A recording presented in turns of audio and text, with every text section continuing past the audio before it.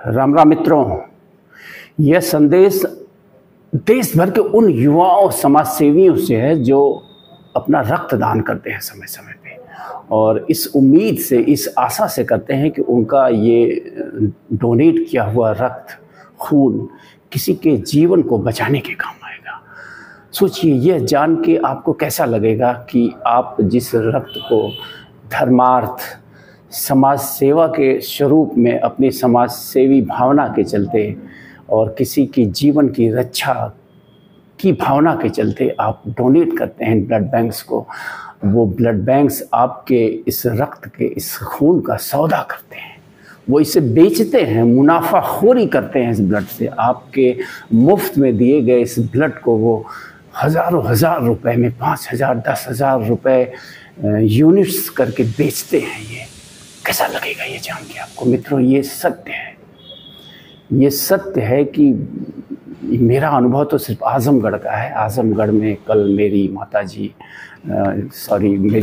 का पैर टूट गया है फिसल के। ये पिछले 3-4 दिनों से आजमगढ़ के एक अस्पताल में, मैं अस्पताल का नाम नहीं लेना चाहूँगा, ना तो मैं उस ब्लड बैंक का नाम लेना चाहूँगा जहाँ मुझे अनुभव हुआ है कि ये कितना बड़ा नेक्सस है। मैंने कई लोगों को फ़ोन करा जो परिचित थे कि भाई ब्लड मिल सकता है क्या, तो ये सख्त निर्देश था और मैंने गाइडलाइन को गूगल पे पढ़ा भी, तो ये सीधा सीधा आप कह सकते हैं कि NBTC national blood transfusion council की एक गाइडलाइन है और WHO की भी ये गाइडलाइन है कि रक्त एक ऐसा अवयव है जिसका कोई विकल्प नहीं है। और इसी के चलते ये सख्त नियम बनाए गए हैं कि किसी ब्लड बैंक रक्त को बेच नहीं सकता है। यानी कुल मिला के खून को न तो ख़रीदा जा सकता है और न तो बेचा जा सकता है। डोनर्स जो है अपनी स्वेच्छा से, अपनी धार्मिक भावना, सामाजिक भावना से डोनेट करते हैं। और ऐसा मैंने देखा है अपने जनपद में भी। हज़ारों सैकड़ों ऐसे युवा हैं, समाज सेवी हैं, जो समय समय पे विशिष्ट अवसरों को, 15 अगस्त, 26 जनवरी या किसी का बर्थडे हुआ या अलग अलग कारणों से वो अपना रक्त दान करते हैं। मैं उनको सैल्यूट करता हूँ जो रक्त दान करते हैं। ये किसी के जीवन बचाने का एक ऐसा अवयव है जिसका कोई विकल्प विज्ञान आज तक नहीं खोज पाया है कि रक्त की जगह कोई कृत्रिम रक्त बना दे और उसे चढ़ा के किसी का जीवन बचाया जा सके। ये तभी बचाया जा सकता है जब एक मनुष्य अपने रक्त का दान करे, और उस दान की वस्तु को अगर कोई व्यापार करता है, बेचता है खुलेआम बाज़ारों में 5-5 हज़ार 10-10 हज़ार रुपये में, तो सोचिए वो कितना गिरा इंसान हो सकता है, कितना गिरा इंसान हो सकता है। जबकि इसके लिए सज़ा भी है। मैं कहूँगा प्रशासन की चूक है ये, हमारी पूरी व्यवस्था की चूक है ये। 2 से 7 साल तक की कड़ी सज़ा है रक्त बेचने के अपराध में। 10 से 20 हज़ार रुपये तक का जुर्माना भी है अगर कोई रक्त बेचता पकड़ा जाए, कोई ब्लड बैंक। इन सब के बावजूद भी खुलेआम बाज़ारों में, ये जो मेरा अनुभव कहता है कि खुलेआम बाज़ारों में रक्त बेचा जा रहा है पैसा लेके।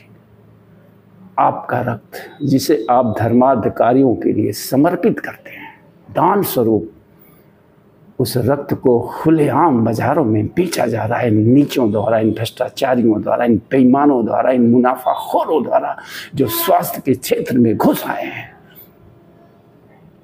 सख्त कार्रवाई होनी चाहिए इन पे, मेरा कहने का तात्पर्य है। मेरा वीडियो बनाने का मकसद जो है वो सिर्फ ये है कि मैं सर्वप्रथम उन युवाओं से, उन समाज सेवियों से अपील करूंगा कि आप अपने रक्त देने में सावधानी बरतें। इस तरह से लुटेरों को अपना रक्त आप न दान करें जो आपके रक्त का व्यापार करते हो। आप अपने नंबर को सार्वजनिक करिए, आपकी इच्छा है तो, और जो लोग ज़रूरतमंद हैं वो उनको समय पे जाके ब्लड बैंक में डोनेट करिए, उसके बदले में उतना रक्त लीजिए। और साथ ही साथ में सरकार से, प्रशासन से, जो लोग भी जिम्मेदार पदों पे बैठे हैं, जो इसके लिए कानून बनाते हैं, उनसे मैं आग्रह करूंगा कि ये जो है सख्ती से लागू करवाएं ये सारी चीज़ें। कि शर्म का विषय है ये। मैं तो सोच नहीं पाता हूँ कि हम कितने गिर गए हैं, चंद पैसों की लालच में हम कितना गिरते जा रहे हैं दिन बाई दिन। ऐसी ऐसी घटनाएं सामने आती हैं जहाँ आंखें निकाल ली जाती हैं, किडनी निकाल ली जाती हैं अस्पतालों द्वारा, गरीबों की, असहायों की, या जो लोग कम पढ़े लिखे हैं, जागरूक नहीं हैं, उनकी अनजाने में एक किडनी निकाल ली जाती है। इस तरह के आर्गन्स के व्यापार इस देश में होते हैं। यानी जो मनुष्य के शरीर के नाम पे जो है व्यवसाय कर सकता है, वो कितना घृणित, घिनौना और गिरा हुआ इंसान होगा। जो व्यक्ति आपके डोनेट किए हुए रक्त को बेच सकता है पैसे के लिए, मुनाफे के लिए, थोड़े से पैसे की लालच में, वो कितना गिरा हुआ, घिनौना और नीच व्यक्ति हो सकता है, इसकी कल्पना भी आप नहीं कर सकते हैं। माय गॉडनेस, अनबिलीवेबल है ये। अरे पैसा कमाना है तो कमाओ ना यार, हजारों रास्ते हैं।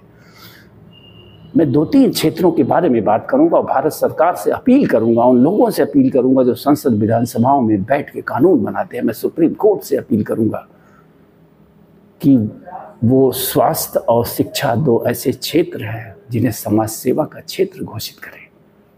इसमें व्यापारी लोग ना आने पाए, और इसका तरीका यही है, मैं जो समझता हूँ, जो सबसे बेस्ट तरीका है। आप कितना भी प्रयास करेंगे, अगर प्राइवेट प्लेयर्स रहेंगे उसमें, तो ये मुनाफाखोरी करेंगे ही करेंगे। जिस समाज के लोग खून बेच सकते हैं, जिस समाज के लोग मानव का अंग बेच सकते हैं, वो कुछ भी बेच सकते हैं, उन्हें कतई रोका नहीं जा सकता। इसके रोकने का एक ही तरीका है, और तमाम देशों में ऐसा है। स्वास्थ्य और शिक्षा 2 ऐसे महत्वपूर्ण क्षेत्र हैं। अगर मैं एक आंकड़ा आपको बताऊं, आप भी अपने आसपास जानने की कोशिश करिए, अपने खुद के व्यक्तिगत जीवन के अनुभव से जानने की कोशिश करिए कि एक मध्यम वर्गीय, जिसकी बड़ी संख्या इस देश में है, लगभग 60, 70, 80% ऐसे लोग ही हैं जो कमाने खाने वाले हों, जैसे तैसे अपना जीवन यापन करते हैं, कमाते हैं, खाते हैं, अपनी ज़रूरतें पूरा करते हैं। अगर उनके आप एक्सपेंसेस की लिस्ट को उठा के देखिए, अगर आप अपने ही साल भर के खर्चों को उठाइए और देखिए कि आपने साल भर में कितना कमाया और कितना खर्च किया और कहाँ खर्च किया, तो आप पाएंगे कि आपकी कमाई का 80% जो है सिर्फ स्वास्थ्य सेवा लेने में खर्च हो गया। स्वास्थ्य सेवा और शिक्षा, अपने बच्चों को पढ़ाने में और अपने परिवार को स्वस्थ रखने में आपकी कमाई का 80 से 90% हिस्सा खर्च हो जाता है, और मात्र 10 से 15% में हम और अपनी चीज़ें पूरी करते हैं, खाना, कपड़ा, शौक, जो भी है। तो सोचिए, ये 2 क्षेत्र जहाँ खुलेआम लूट हो रही है, मैं तो कहूँगा सरकारी सह पे लूट हो रही है, ये लूट बंद होनी चाहिए इस देश में। और कनाडा जैसे देशों को फॉलो करते हुए स्वास्थ्य और शिक्षा दोनों को जो है सरकारी क्षेत्र में लाने की ज़रूरत है। यानी इसमें प्राइवेट प्लेयर्स का पूरा सिस्टम खत्म करना पड़ेगा। कनाडा के बारे में मुझे जानकारी है कि वहाँ स्वास्थ्य सेवाएं सिर्फ और सिर्फ सरकारी हैं। वहाँ कोई प्राइवेट डॉक्टर्स नहीं है, वहाँ कोई प्राइवेट नर्सिंग होम नहीं है, वहाँ कोई प्राइवेट हॉस्पिटल नहीं है। भारत में लूट मची है दोनों क्षेत्रों में। मैंने कहा ना कि आपकी आमदनी का एक बड़ा हिस्सा ही नहीं बल्कि संपूर्ण हिस्सा इन्हीं 2 सेवाओं को लेने में ख़त्म हो जा रहा है, और यहाँ लुटेरे बैठे हुए हैं, व्यवसायी बैठे हुए हैं। देखते देखते आप देखिए डॉक्टर्स के या फिर जो बड़े स्कूल चलाने वाले हैं, माय गुडनेस, कैसे ये इतने रईस हो जा रहे हैं, इतने अमीर हो जा रहे हैं, ये लूट रहे हैं आपको। एक गरीब परिवार का व्यक्ति अगर किसी गंभीर बीमारी से पीड़ित हो जाए तो माय गॉडनेस, आप कल्पना नहीं कर सकते हैं कि उसकी अर्थव्यवस्था सालों साल के लिए बिगड़ जाती है, सालों साल के लिए उसकी अर्थव्यवस्था बिगड़ जाती है। खेत बेचने पड़ते हैं लोगों को अपने इलाज के लिए। तो शर्म आना चाहिए। भारत के संविधान की जब संरचना हुई थी तो जो हमारे संविधान निर्माता थे उनकी मंशा भारत को व्यापारिक राष्ट्र बनाने की नहीं थी। उनकी मंशा थी कि देश के एक एक नागरिक को जो बेसिक आवश्यकता होती है, रोटी, कपड़ा और मकान, स्वास्थ्य, शिक्षा और सम्मान, ये मिले, मुफ्त में मिले। मुफ्त में मिले मतलब मेरा ये कहने का मतलब नहीं है कि मुफ्त में मिले। आप अन्य सोर्सेज से टैक्स लीजिए, अन्य सोर्सेज से पैसा कमाइए। शिक्षा के क्षेत्र में पैसा कमाने की ज़रूरत नहीं है, स्वास्थ्य के नाम पे पैसा कमाने की ज़रूरत नहीं है, पानी बेचने की ज़रूरत नहीं है। इस देश में पानी मुफ्त में मिलना चाहिए, स्वास्थ्य सुविधाएं मुफ्त में मिलनी चाहिए, शिक्षा मुफ्त में मिलनी चाहिए। शौक के नाम पे जो लोग इस्तेमाल करते हैं चीज़ें, उस पर टैक्स होना चाहिए। जो गाड़ियां खरीदते हैं, जो शराब पीते हैं, जो ऐसो आराम करते हैं, जो बड़े बड़े होटलों में खाते हैं, जो मोटे मोटे गहने पहनते हैं, उनसे वसूला जाना चाहिए पैसा, न कि उस गरीब से जिसका बच्चा बीमार है, उसके पास इलाज के लिए पैसा नहीं है, न कि उस गरीब और असहाय से जिसके बच्चे पढ़ना चाहते हैं लेकिन उसके पास पैसा नहीं है कि वो इन महंगे और 5 स्टार स्कूलों में अपने बच्चे को पढ़ा सके। तो मेरी सरकार से यही अपील है देश ऐसे नहीं बनते हैं। ये बेसिक सुविधाएं हर नागरिक को मिलनी चाहिए, उसका हक है ये। और कोई समाज, कोई सरकार, कोई देश अगर ये सुविधाएं नहीं दे पा रहा है तो मैं उसे एक विफल समाज, विफल राष्ट्र मानता हूँ। मैं भारत के लोकतंत्र को भी एक विफल लोकतंत्र मानता हूँ। ये सिर्फ लोकतंत्र नाम का लोकतंत्र है। जिस देश की 40% संपदा सिर्फ 1% लोगों के हाथ में हो, उस देश को आप विफल लोकतंत्र ही कह सकते हैं, उसे आप सफल लोकतंत्र नहीं कह सकते हैं। हमारे संविधान निर्माताओं की ऐसी कोई कल्पना नहीं थी कि देश की सारी संपत्ति कुछ लोगों के मुट्ठी में चली जाए और बाकी सारे लोग गुलाम, गरीब, लाचार, बेचारे बन जाएं। कतई ऐसी सोच नहीं थी। तो मैं अंत में यही अपील करूंगा वीडियो ख़त्म करने से पहले, उन युवाओं से जो ब्लड डोनेट करते हैं वो जागरूक बने, आवाज़ भी उठाएं इसके विरुद्ध कि उनके खून को कैसे बेचा जा रहा है, कैसे साहस कर रहा है कि उनकी दान की गई वस्तु को, जिसकी वो अपने हार्दिक इच्छा से जिसको उन्होंने दान किया, उसको कैसे कोई बेच सकता है पैसे देके। इसके लिए आवाज़ उठाएं, वो इसके विरुद्ध आवाज़ उठाएं। ये मैं आजमगढ़ के युवाओं से, जिनको मैंने ब्लड डोनेट करते हुए बार बार देखा है, उनसे मैं अपील करूंगा कि आवाज़ उठाएं इसके विरुद्ध, ताकि कोई ब्लड बैंक इस ढंग का साहस न कर पाए कि उनके धर्मार्थ दिए गए इस खून को, जो जीवन का सबसे महत्वपूर्ण अंग है, दुनिया के सबसे कीमती वस्तु है एक मनुष्य के लिए, खून से ही जीवन है। जब तक हमारे शरीर में खून है तभी तक हमारा जीवन है। इस खून के नाम पे व्यापार करने वाले व्यक्तियों को कड़ा से कड़ा दंड दिया जाना चाहिए। तो बस यही मेरी अपील है। और इसमें सुधार के जो मैंने तरीके बताए हैं वो यही है। उसके लिए मैं सरकार से अपील करूंगा, भारत सरकार से और उन लोगों से जो लोग सत्ता को संचालित करते हैं, जो सत्ता के शीर्ष पे बैठे हुए हैं, कि अगर देश को बदलना है, अगर आप चाहते हैं कि सच में भारत एक न्यायप्रिय राष्ट्र बने, एक एक व्यक्ति को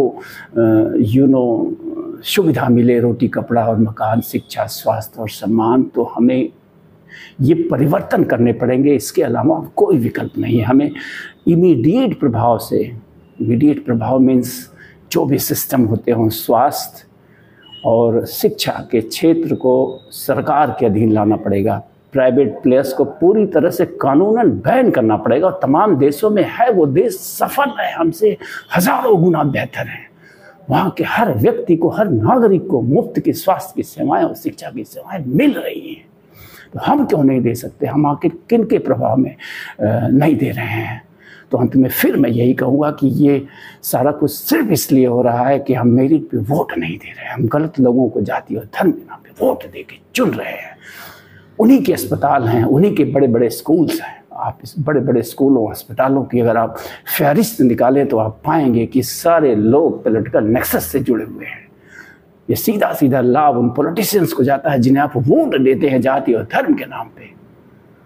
बदलिए अपने आप को, अगर देश को बदलना है, अगर आप चाहते हैं कि आपका बच्चा भी स्वस्थ रहे, आप भी स्वस्थ रहें और अपनी कमाई का पूरा हिस्सा आपको सिर्फ स्वास्थ्य और शिक्षा के लिए न खर्च करना पड़े, आप भी सुखपूर्वक जी सकें, आप भी ढंग का खाना खा सकें, आप भी ढंग के कपड़े पहन सकें, आप भी ढंग के घर में रह सकें, आप भी अपनी कुछ खुशियों, चंद खुशियों को ही पा सकें, तो बदलिए अपने आप को और आवाज़ उठाना सीखिए। Learn how to raise your finger, how to raise your voice until and unless you will not stand for you, nobody will stand for you. हम एक एक व्यक्ति को उठना पड़ेगा इसके लिए।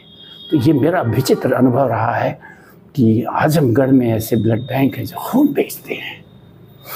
आपका दान किया हुआ खून वो 5,000 10,000 रुपये में खुल्ला बेच रहे हैं। सब लोग तमाशा देख रहे हैं, प्रशासन, हम, आप और ख़ासकर वो समाज सेवी और युवा जो अपना खून इस उम्मीद, इस आशा से दान करते हैं कि वो किसी का जीवन बचा रहे हैं। नमस्कार, थैंक यू।